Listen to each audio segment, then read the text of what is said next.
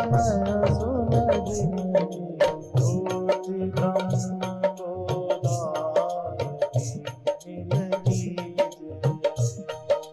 ज्योति ब्रह्म को। श्री राम जय राम जय जय राम। श्री राम जय जय राम।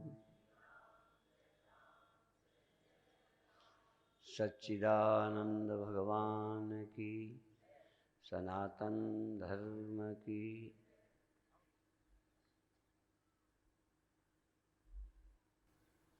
हर बीमार को स्वस्थ होने की इच्छा होती है, लेकिन स्वस्थ होने का अधिकार सबको नहीं है। हर बीमार ठीक होना चाहता है, इससे आप सहमत हो ना? पर हर बीमार ठीक क्यों नहीं होता?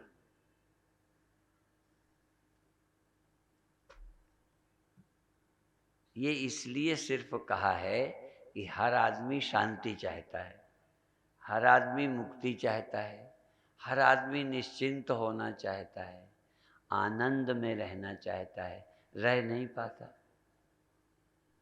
आप तो सब रह लेते हैं ना, क्यों?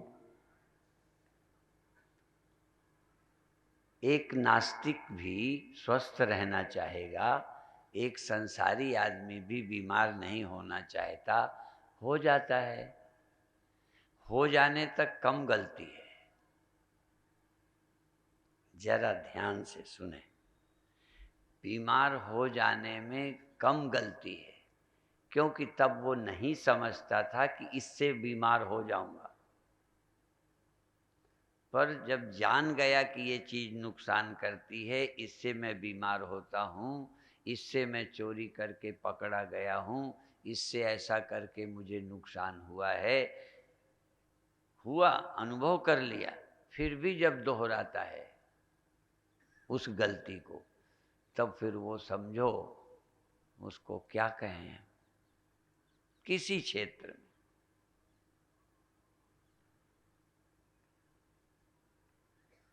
पहले नहीं जानते थे, पीने लगे। पहले नहीं जानते थे क्या नुकसान होता है, खाते रहे। पर जब उससे नुकसान समझ में आ गया, तब ना छोड़ना। एक तरफ हम स्वस्थ होना चाहते हैं और दूसरी तरफ इस चटोरी जबान की भी बहुत मानते हैं।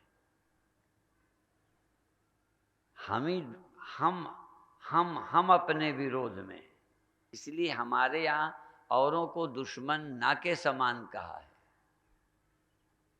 तुम्हारी इंद्रियां ही तुम्हारी दुश्मन हैं,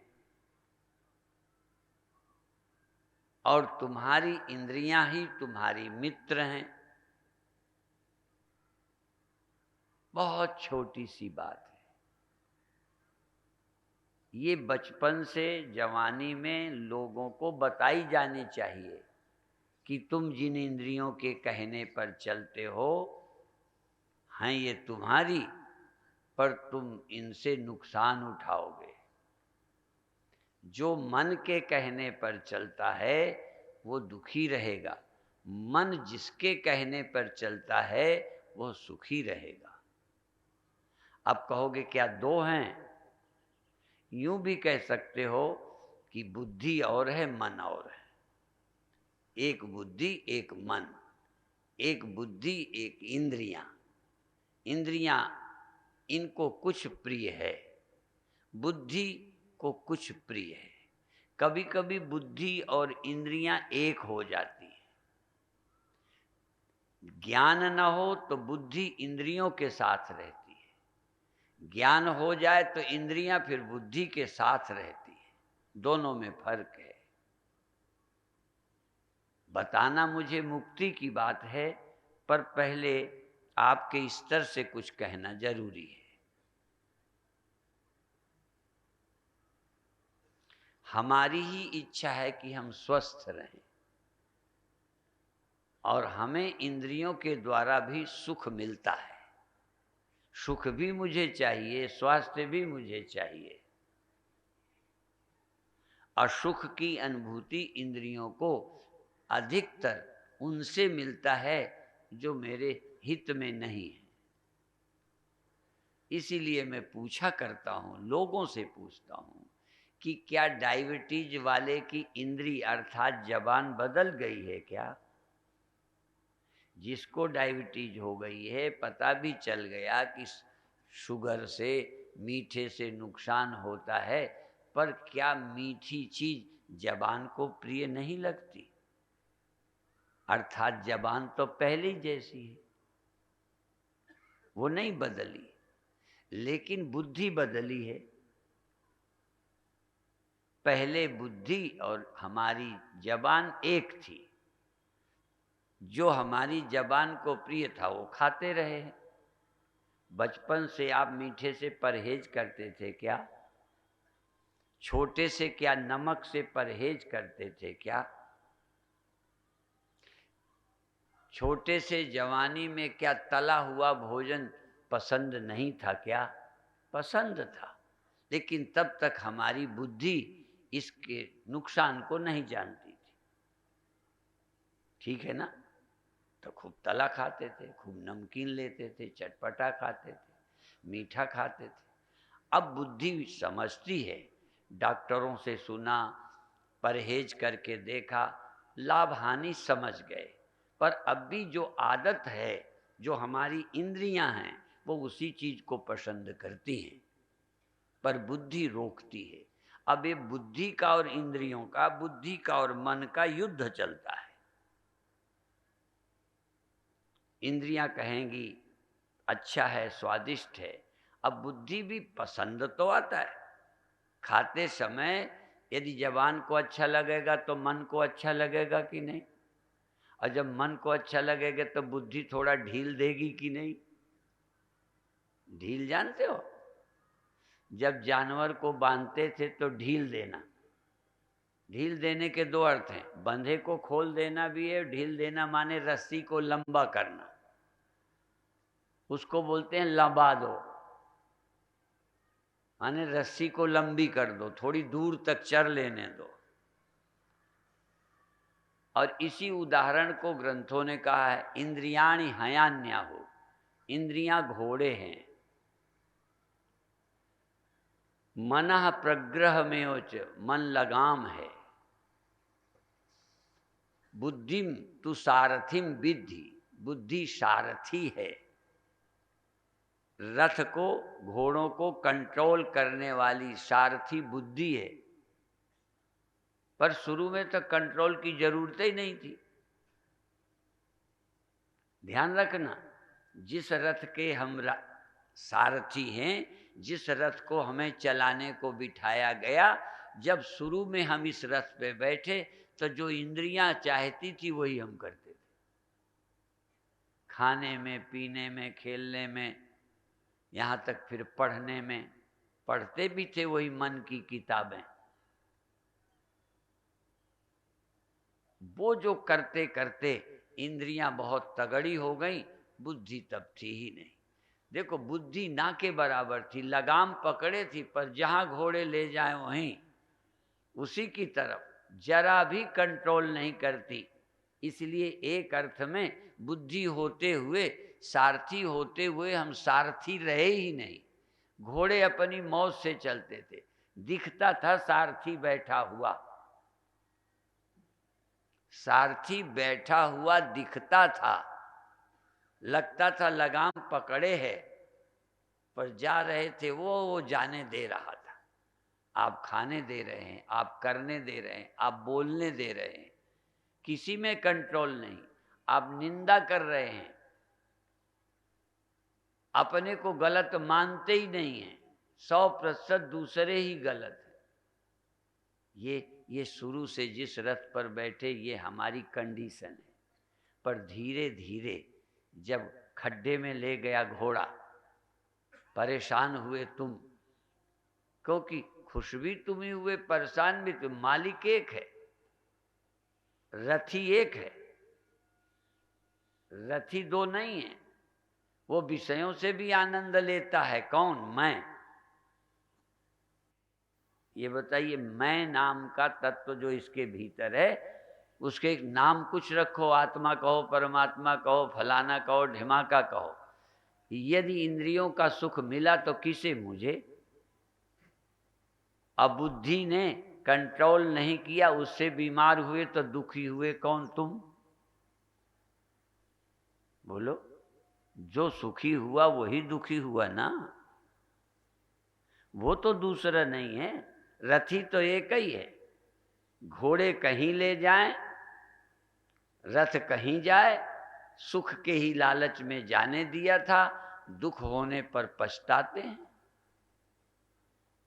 ऐसा दुनिया में आदमी जो कभी कुछ करके पछताए नहीं।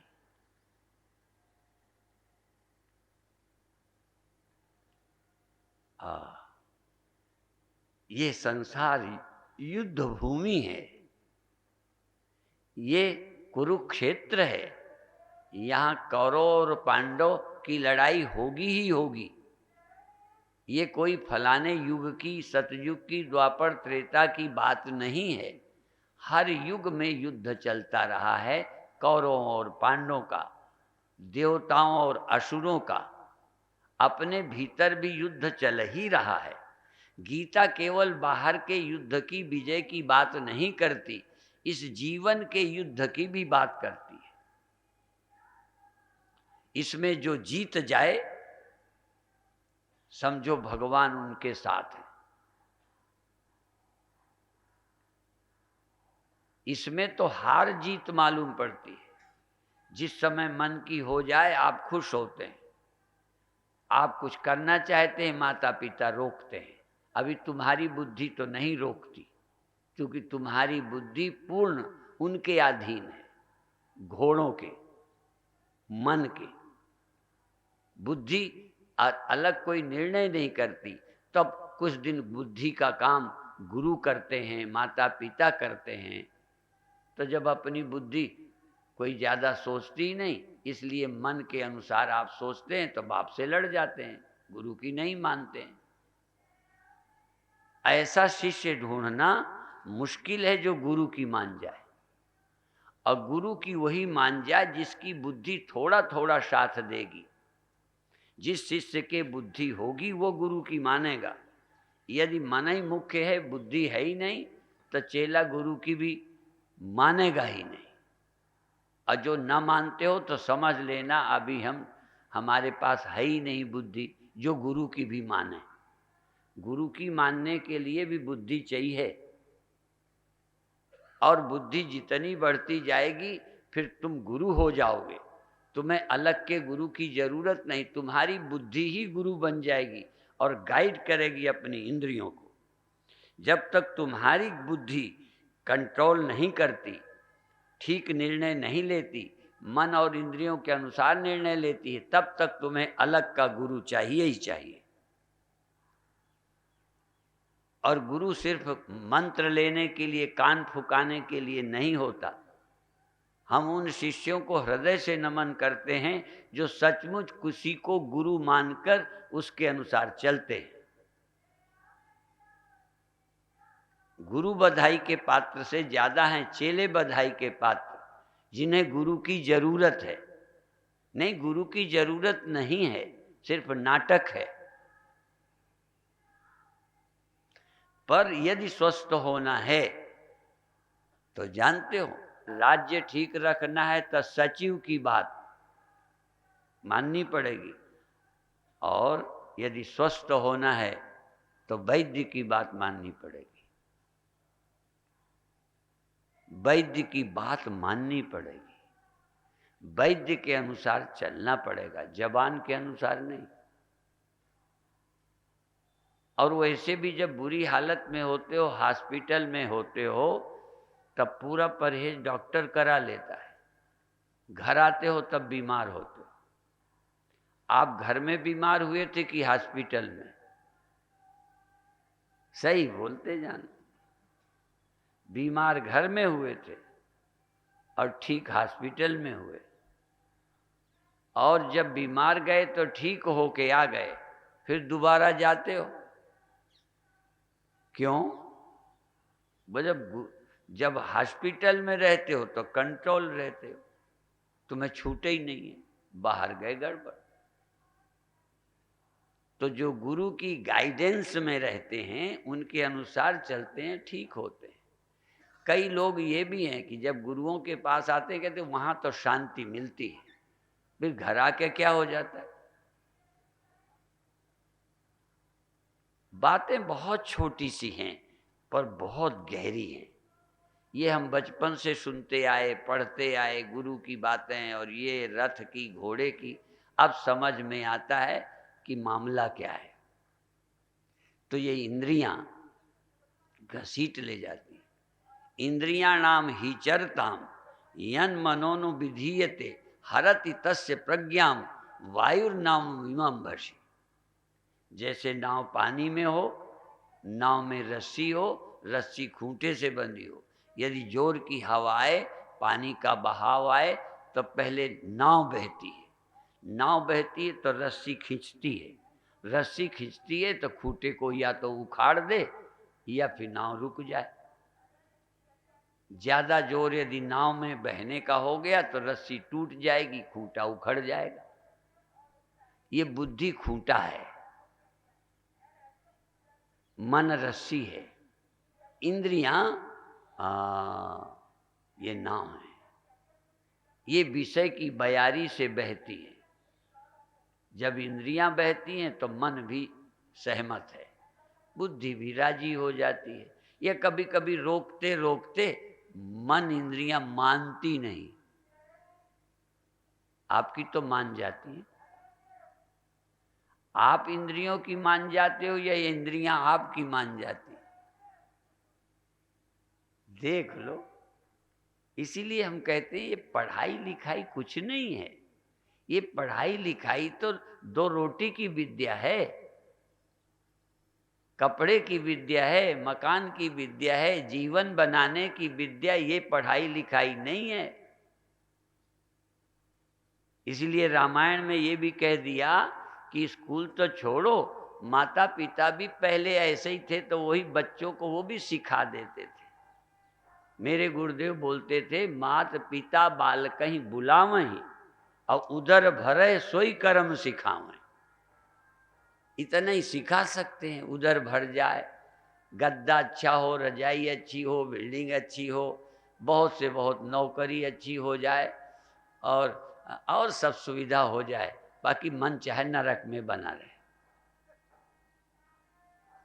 क्या गद्दों से?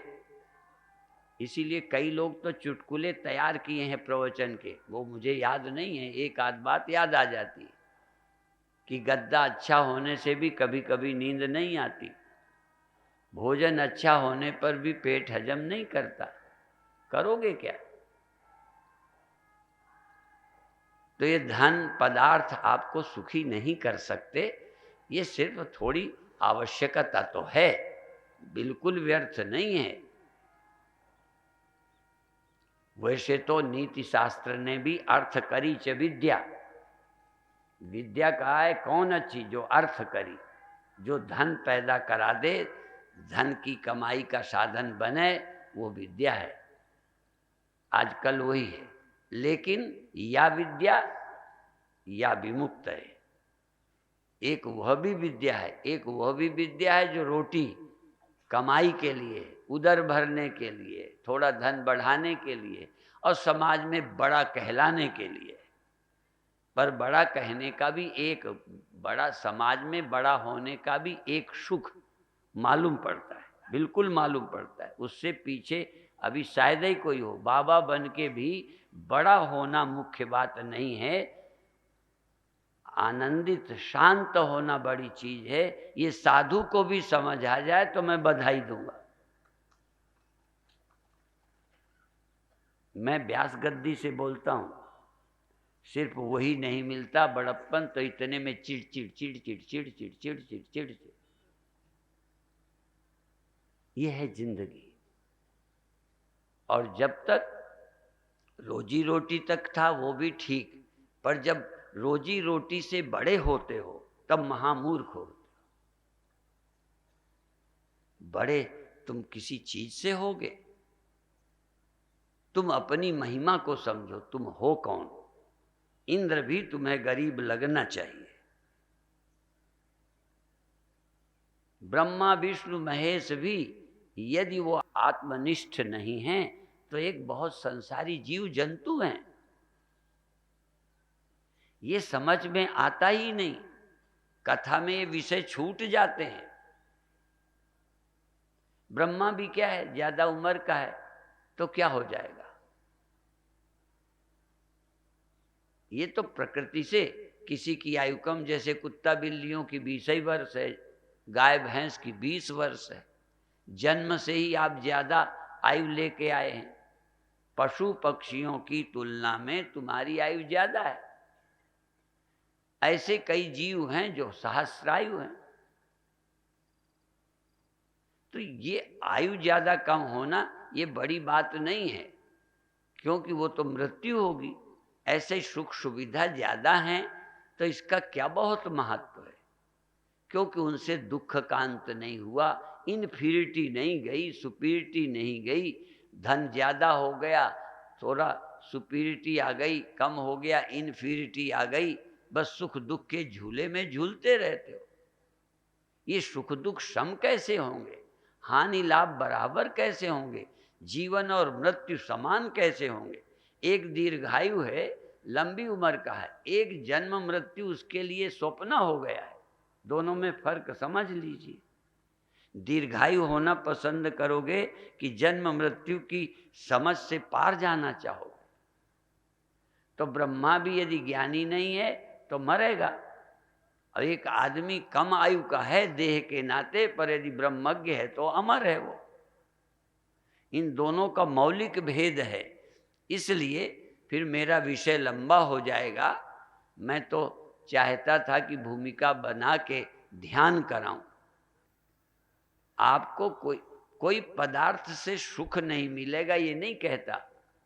सुख तो खाने पीने से मिलता है, लेकिन वो टिकने वाला नहीं।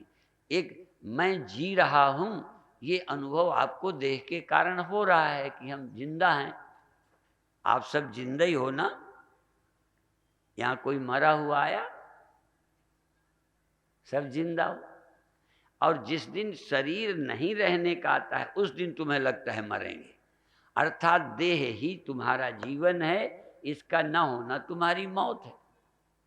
संसार की वस्तुएं सुख हैं, इनका अभाव दुख है। पर ज्ञानी कहता है शरीर जीवन नहीं है, जीवन समझने का अवसर है सिर्फ। और अवसर गंवा दोगे तो मरोगे, अवसर का उपयोग करोगे तो मरने से बच जाओगे। इसी तरह विषय तुम्हें सुख के अनुभव का एक अवसर था कि सुख चाहिए। सुख, गहरी नींद में तुम्हें कुछ चाहिए ही नहीं था, वैसे ही मुक्त थे। तो सुख का अनुभव फिर सुख को रखने की इच्छा देता है। जब सुख के रखने की इच्छा हुई, सुख टिका नहीं, तो फिर अनुसंधान किया। तत्वानुसंधान, सत्यानुसंधान, आत्मानुसंधान, ब्रह्म के खोज, नित्य जीवन, नित्यानंद, नित्य जीवन। जिस जीवन में मृत्यु है ही नहीं, जिस जीवन में दुख नहीं है, जिस जीवन में मृत्यु नहीं है, जिस जीवन में दुख नहीं है, जिस जीवन में चिंता नहीं है, ऐसा जीवन खोज पाएगा मनुष्य। इसीलिए ये सृष्टि क्यों हुई है ये भी ध्यान दो। पेड़ में कोई दुख नहीं, कीड़े मकोड़ों में है, पशु में है, पक्षी में है, इसी तरह मनुष्य में है। पर सब योनियां धीरे धीरे आगे क्यों प्रभु ले जा रहे हैं? प्रभु ले जा रहे हैं। ये सृष्टि प्रभु ने बनाई। क्यों बनाई? कैसे मैं बताऊं शब्दों में। उसने अपने को प्रकट किया, पर प्रकट होकर जीव हो गया, प्रकट होकर मरने वाला हो गया। इसीलिए जब उसने पहले बार अपने को जाना तब वो ब्रह्म हुआ। जब वो ब्रह्म हुआ तो सब कुछ हो गया। उसने अपने को ब्रह्म जाना और वो सब कुछ हो गया, सब कुछ वो हो गया। इसी तरह इस ज्ञान को पहले, इसके बाद देवताओं ने अनुभव किया कि हम ब्रह्म हैं, तो सब दुखों से मुक्त हो गए, सब कुछ हो गए, कुछ होना खोना बाकी नहीं रह गया, पूर्ण हो गए। फिर उसी को मुनियों ने, ऋषियों ने जाना। फिर युग बदलते बदलते फिर उसी सत्य को मनुष्य जानने में योग्य हुआ, और आप उस सत्य को जान सकते हैं। इस विषय को फिर हम शाम को पूरा करेंगे, क्योंकि हम ये सुबह की सभा ध्यान की है। तो हम ये पदार्थों का आनंद नहीं, प्रेम का, भक्ति का आनंद प्राप्त करें, फिर आत्मानंद। पहले प्रेम का आनंद, भक्ति का आनंद, श्रद्धा का आनंद। जिनको श्रद्धा का सुख का नमूना नहीं है, उनको मैं नहीं ले जा सकता। यदि किसी ने किसी मंदिर में किसी संत के आगे चरण सिर झुकाया हो और उसे खुशी हुई हो, पुण्य हुआ हो नहीं, ये सब पुण्य ही वाले हैं। शर्त है मेरी, पुण्य के लिए नहीं, आपको अच्छा लगता है। यदि किसी के चरणों में सिर रखने से अंदर खुशी पैदा हुई है,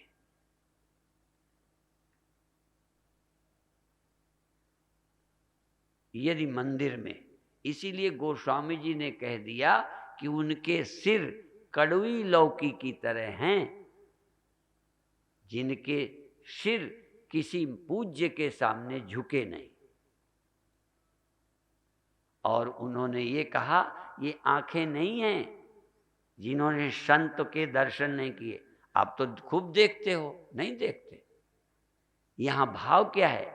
जिन्हें जैसे स्त्री देखने का मन पुरुष का होता है, स्त्री को कोई पुरुष देखने की इच्छा होती है, ऐसी जिसके अंदर संत देखने की इच्छा होती हो,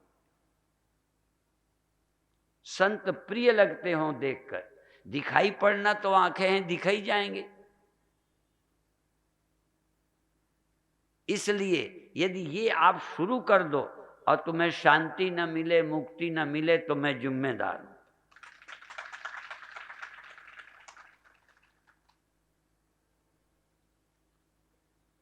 मैं तो कभी साधुओं से पूछता हूं कि साधु का भी सिर किसी साधु के सामने झुकता है? अहंकार की प्रतिमाएं। तुम्हें कौन सुख से रोक सकता है? जरा सर झुकाओ। अब तुम कहोगे झुकाया पर हमें सुख मिला नहीं। क्यों नहीं मिला? तुम भीतर तो राक्षस बैठा है, भीतर तो अहंकार बैठा है, भीतर तो श्रद्धा है ही नहीं। गुरुओं को भी सिर झुकाने के बजाय चेले ढूंढते हैं कि वो मुझे सिर झुकावें। चेले सिर झुकाएंगे, उन्हें कुछ मिलेगा, तुझे क्या मिलेगा? इसलिए सुख कहीं ऐसे बाजार में मिलता है। मेरे गुरुदेव कहते थे, ये घर है प्रेम का, भक्ति का, खाला का घर ना है। ये वैश्यालय नहीं है, खाला का घर ना है, उसका घर नहीं है। जो लोग शीश दें, ले जाएं।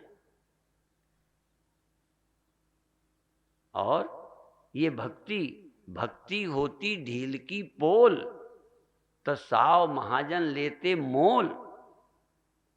पैसे से और काम हो सकते हैं, भक्ति पैसे से नहीं मिल सकती। और कभी कभी ऊपर की क्रिया से भी सिर झुका दिया, पैर छू लिया, भक्ति जानते हो। स्त्री को सिर्फ छूते ही भरो कि कुछ होने लगता है, सिर्फ देखते ही भरो, अंदर कुछ नहीं। गुदगुदी, छूने का मन।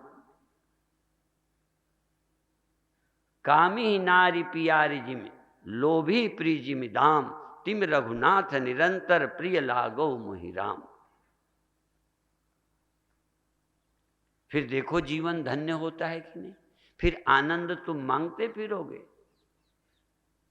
अपने आप तमाम विकार चले जाएंगे। अभी मैं उस द्वैत की बात करता हूं जिससे भक्ति मिलती है। पूज्य स्वामी अच्युतानंद जी महाराज, उनके शिष्य शिष्याएं यहाँ हैं, वो बोला करते थे, भक्त्यर्थम कल्पितम द्वैतम अद्वैतम अपि सुंदरम। अभी अद्वैत की बात मत करो, अभी तुम द्वैत में फंसे हो। द्वैत के कांटे को निकालने के लिए भी द्वैत चाहिए, और वो है गुरु भक्ति, वो है प्रभु भक्ति, वो है भेदोपासना। भेदोपासना, भेदोपासना माने कोई भगवान है, कोई गुरु है, कोई संत है, कोई महान है, उसके लिए आपका हृदय झुके और आनंद ले दर्शन का। मुदिता, अपने से श्रेष्ठ पुरुषों को दर्शन करके मन खिल जाए, जले नहीं। किसी की उन्नति देखकर जलन ना हो, उन्नति देखकर खुशी हो। और यदि उन्नति नहीं भी किसी की हो रही है तो वो दया का पात्र है कि ईर्ष्या का? ईर्ष्या करनी चाहिए कि वो रहम करो उस पर बेचारे को।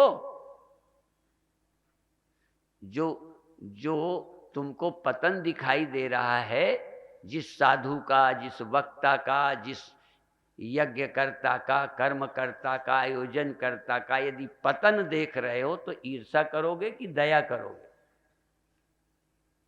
दया का पात्र है बेचारा, समझ ही नहीं पा रहा। बेचारे तो जो बड़े बड़े राजा हैं, इनसे साधु ईर्ष्या नहीं करता। फिर ध्यान रखना, साधु के नजर के दया के पात्र हैं राजे महाराजे। वो ईर्ष्या क्या करे? बेचारे मरे जा रहे हैं, सुख ढूंढ रहे हैं, बड़े होने में लगे पड़े हैं, हो कुछ पा नहीं रहा है, तो दया के पात्र हैं। इसलिए साधु इंद्र से ईर्ष्या नहीं करता। ईर्ष्या में और सुझाव में फर्क है। इंद्र से साधु ईर्ष्या नहीं करता, बल्कि इंद्र साधु से जलता है। तुम ऐसे निष्ठावान भक्त बन जाओ, हाँ, कि तुम किसी से क्यों जलो। और जब उसके मान में तुम बाधा नहीं बनोगे, उसकी इच्छाओं की पूर्ति में बाधा नहीं बनोगे, साधु तो उनको भी रहम करता है, चलो कुछ दिन मौज मस्ती कर लेने दो, बाद में लौट के आएगा। एक शादी करके, हाँ, एक शादी करने दूल्हा जा रहा था, दूल्हा, और एक साधु बन गया था। वो भी पहले शादीशुदा था, फिर साधु बन गया। रास्ते में मिल गए, उधर से दूल्हा घोड़ी चढ़ा आ रहा था, इधर से साधु।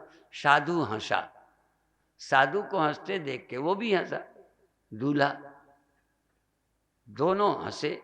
साधु ने पूछा तुम क्यों हंसे, दूल्हे ने पूछा तुम क्यों हंसे। दूल्हा कहता मैं आनंद में जा रहा हूँ, आनंद पाने जा रहा हूँ, खुशी, हाँ, मिलकर आनंदित हूँगा इसलिए मैं जा रहा हूँ। तो मैं तो हंस रहा हूँ। कहें तुम क्यों हंसे? कहने लगे जहाँ तू जा रहा है वहां से मैं लौट के आया हूँ, मैं कोई गलती में नहीं आ गया, देख आया सब कुछ, तू भी देख ले। तो ज्ञानी ये देखता है जहां मैं फंसा रहा हूं, जिस देहाभिमान में, नासमझी में, इंद्रियों की गुलामी में, उससे मैं छूट गया हूं, इसलिए साधु बना हूं, फकीर बना हूं, भिक्षा लेता हूं, रोड पर घूमता हूं। लोग हंसेंगे कि बाबा को कोई कहाँ देखो विचारा। तो अमीर साधु पर हंसता है, लेकिन साधु अमीरों पर हंसता है। इस जिंदगी को कुछ यदि ले सकते हो तो लो, जीवन धन्य हो जाएगा। ये कथाएं नहीं हैं, तुम्हारी व्यथा को मिटाने की एक औषधि है सत्संग। अंदर की व्यथाएं, अंदर की चिंताएं, दुख को मिटाने की पद्धति है सत्संग। श्रवण मनन निधिध्यासन, हाँ, शुभेच्छा सुविचारणा तन मानसा सत्वापत्ति असंशक्ति पदार्था भावनी तुर्यगा। तुर्यगा, उस परमात्मा में जाओ, जहां बैठे हो जगह छोड़ो, वहां बैठो, स्थित प्रज्ञ हो जाओ, वहां स्थित हो, देहस्थ नहीं आत्मस्थ हो जाओ। फिर देखो जीवन क्या है, फिर आपको सचमुच लगेगा। आपको सिर्फ 2 रोटी चाहिए बस, थोड़े कपड़े चाहिए बस, क्योंकि शरीर है, बस शरीर है तो इसकी जरूरत है। अब मुझे अपनी कोई जरूरत नहीं, मेरी जरूरत थी आनंद, मुझे मिल गया। मुझे जरूरत थी अमृत, मुझे मिल गया। मुझे जरूरत थी पूर्णता, मुझे मिल गई। शरीर है तो रोटी चाहिए, कपड़ा चाहिए, रहने की कोई झोपड़ी चाहिए। इसलिए एक 300 से ज्यादा कमरों का एक आश्रम हरिद्वार में, उसका नाम है कमलदास की कुटिया। समझ गए? तुम अपनी कुटिया को भी महल कहते हो, है कितना अच्छा महल। तुम्हें अपनी 4 कमरे का मकान महल लगता है, उन्हें 300 से ज्यादा कमरे का आश्रम कुटिया लगता है। सोच का फर्क देखिए। संत आत्मानंद में रहता है, जो आत्मानंद में अपनी मस्ती में रहता है वो भी भूख लगेगा तो हाथ फैला के खा लेगा। एक भिखारी है, साधु भिखारी नहीं होता। जो रोड पर घूमते हैं वो तो भिखारी हैं ही, बिल्कुल हैं ही, दावे से कहता हूं। पर साथ में वो उनसे बड़े भिखारी हैं जो करोड़पति होके बड़े बड़े पदों में बैठ के भी अभी ताक रहे हैं कि एक टिकेगा कि नहीं, कोई हमें आशीर्वाद दे दे। अभी ग्वालियर में जहां से निकला एक लोगों के घर गया, बस सब ये दे दो, ये दे दो, ये दे दो। हम जैसे भिखारियों से लोग मांग रहे हैं।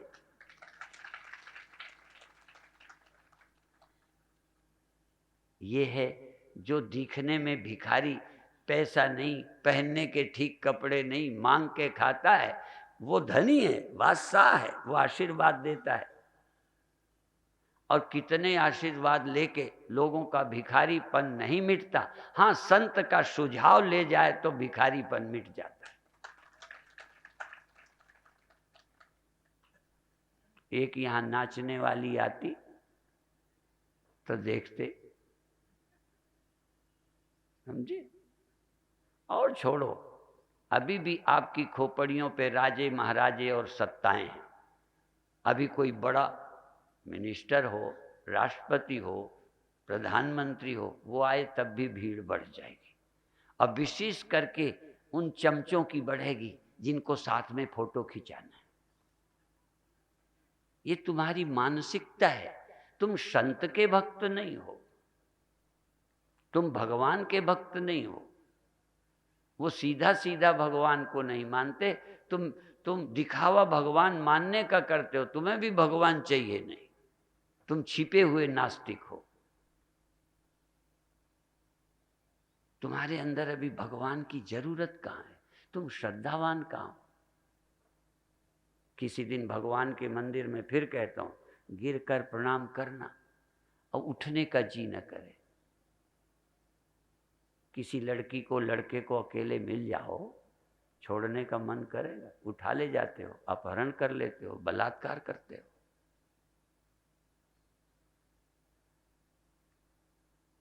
उसे प्यार कहते हैं, चाहे भले दूसरे का नुकसान करते हो, पर कम से कम कामी तो हो। आप भगत कहाँ हो? तुम्हें छूट है तो प्रणाम करो, आरती करो, भगवान के मंदिर में बैठो।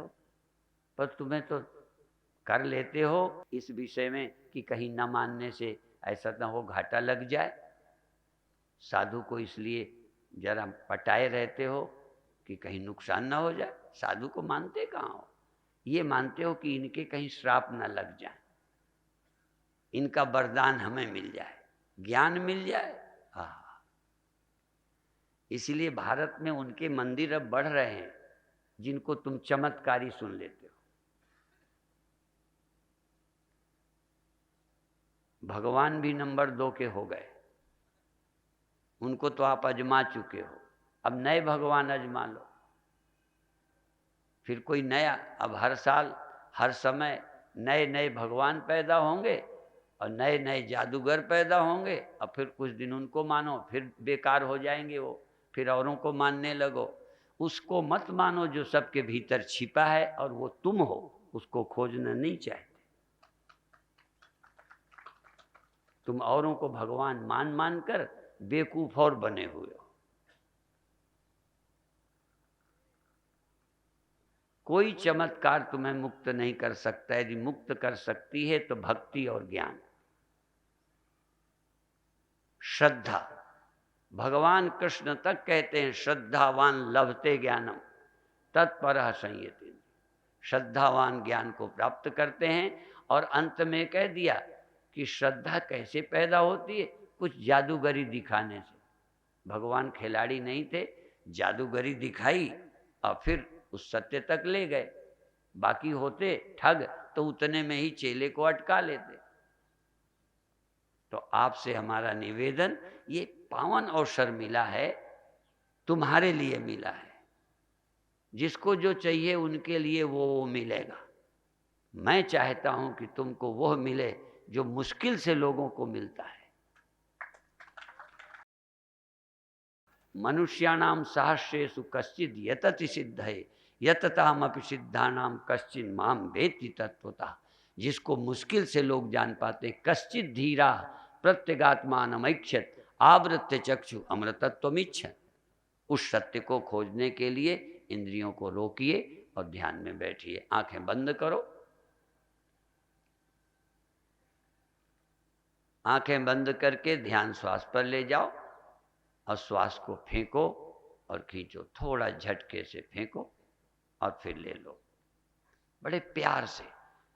मैं मशीन नहीं चलवाना, पर मशीन से कम भी नहीं। सावधान हो, ज्यादा सजग हो। श्वास फेंको, फिर ले लो, फिर फेंको, फिर ले लो, फिर फेंको, बड़े प्यार से, लेकिन फेंको जोर से, फिर ले लो।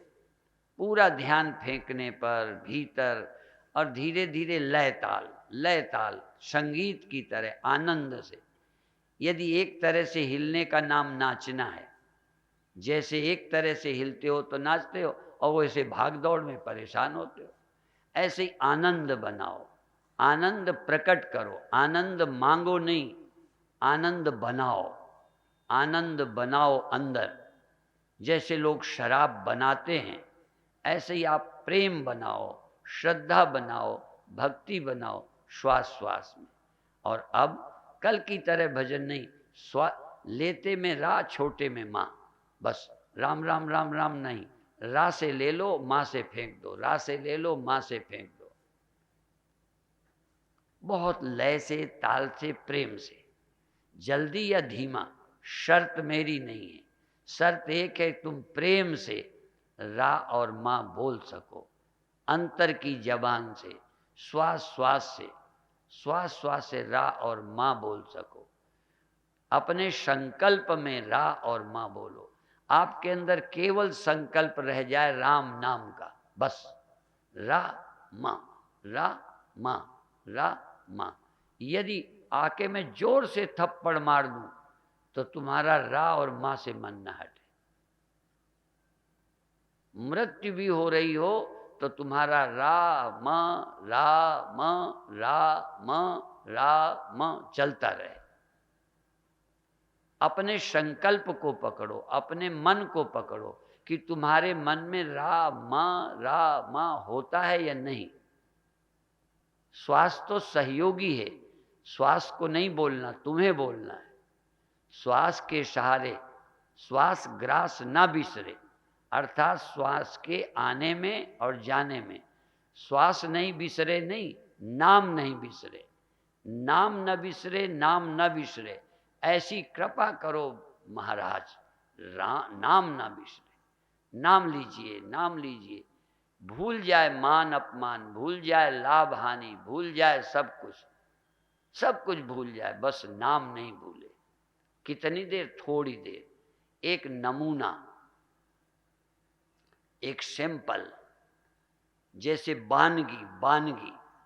बानगी अच्छी लगेगी तो सौदा ले लोगे। आज बानगी लो, बानगी राम राम राम। सामर्थ्य के अनुसार श्वास धीमी तेज जल्दी हो सकती है, पर प्रेम आपका कम नहीं होना चाहिए। श्वास कम ले पा रहे हो, लेकिन प्रेम उससे ज्यादा करो। तेज वाले से भी ज्यादा प्रेम तुम्हारा हो। तेज श्वास हो, कोई बात नहीं, ताकत है, लेकिन प्रेम कम नहीं होने पाए। प्रेम कम हो गया तो ठीक नहीं। श्वास तेज हो, प्रेम न हो, सुमिरन न हो तो क्या? मंदिर हो और भजन न हो। पैसे से मंदिर बन जाते हैं, भजन पैसे से नहीं हो सकता, बड़े बड़े आयोजन पैसे से हो सकते हैं, भक्ति हाँ सहज नहीं है। इसलिए आप क्रिया ही मत करो, भक्ति करो, प्रेम करो। राम नाम प्रेम से, राम नाम प्रेम से, राम राम राम राम राम।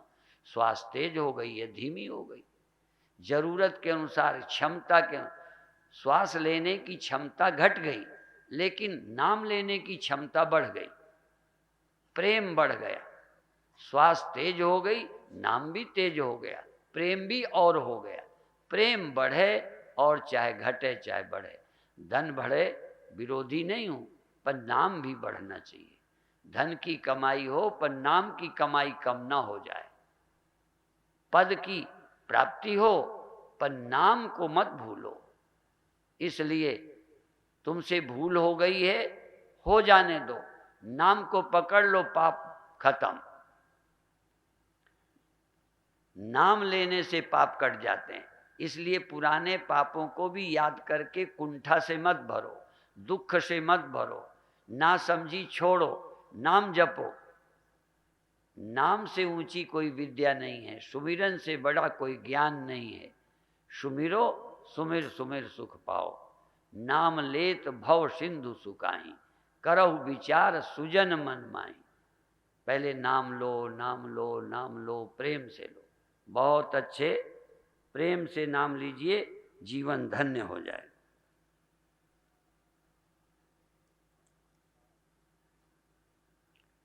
पाँच मिनट और अंदर से देखो, तुम जबान नहीं बोल रही, श्वास नहीं बोल रही, मन भी नहीं, कोई और गहरे से आप बोल रहे हैं।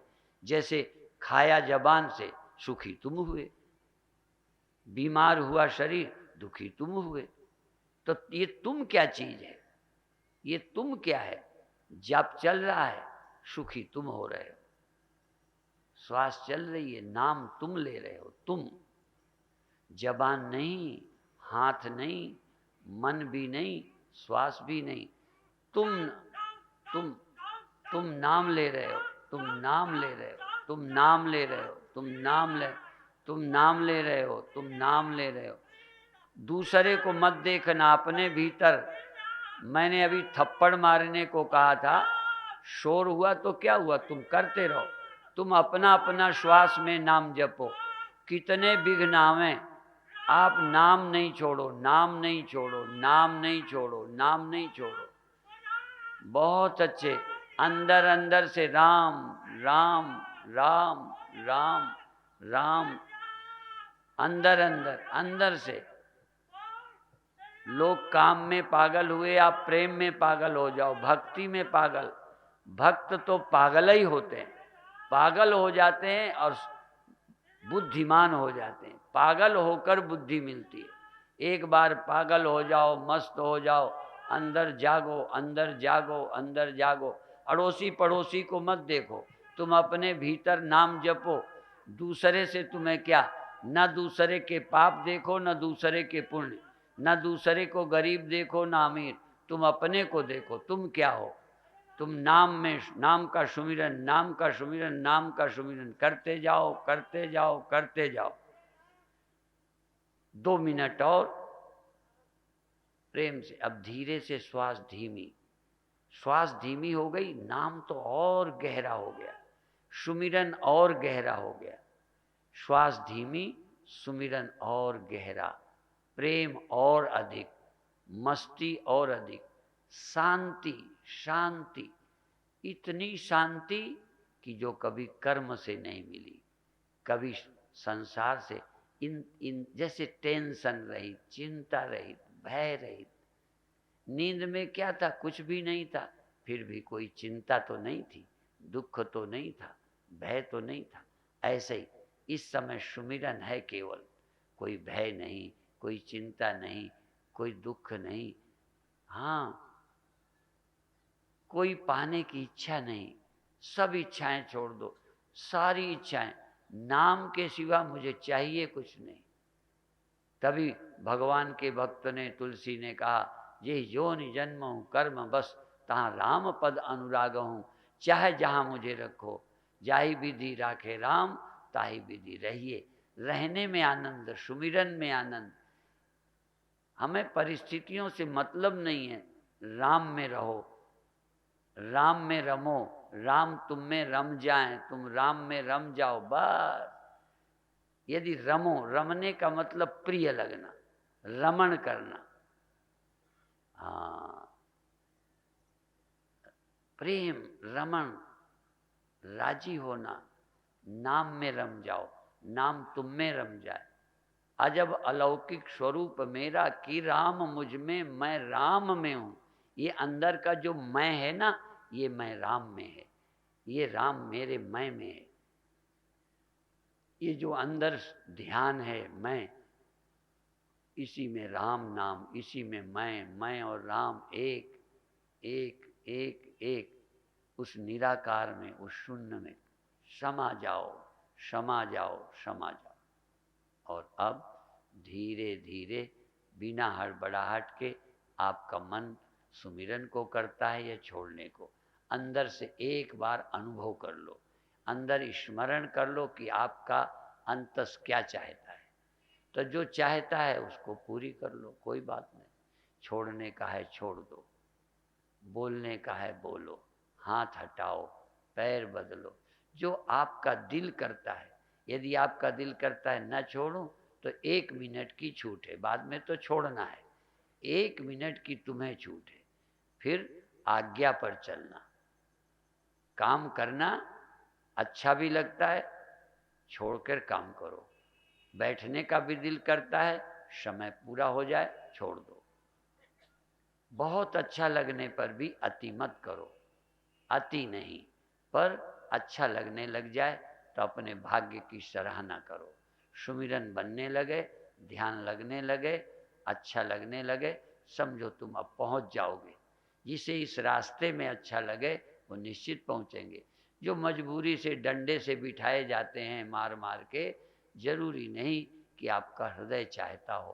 अंतस चाहेगा तो शांति मिलेगी। अंतर अंतर मन से जब चाहोगे सुमिरन, तो फिर अच्छा लगेगा। अब आप धीरे धीरे छोड़ दीजिए, समय हो गया है, बल्कि अधिक हो गया है, छोड़ दीजिए।